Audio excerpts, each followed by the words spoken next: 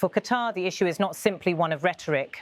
Al Thani's government has invested years in mediating between Hamas, Israel and other stakeholders. The strike in Doha jeopardizes that role and raises doubts about whether Hamas leaders can feel safe even under Qatar's protection.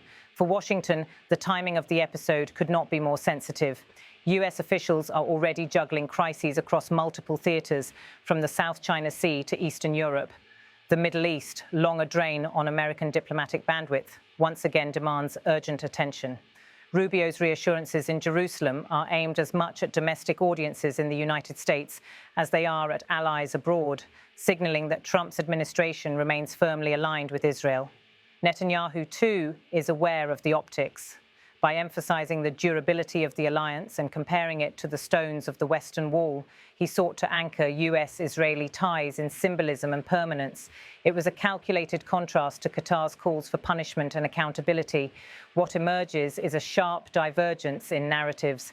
Israel portrays its campaign as necessary, justifiable, and firmly backed by Washington.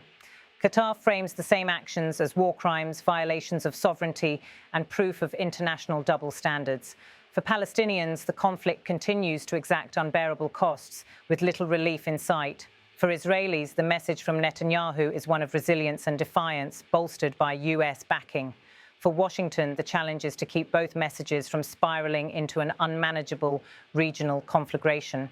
Sunday's events, Netanyahu's embrace of Rubio, Rubio's reassurances and Al Thani's denunciation, encapsulated the fragile moment the region finds itself in.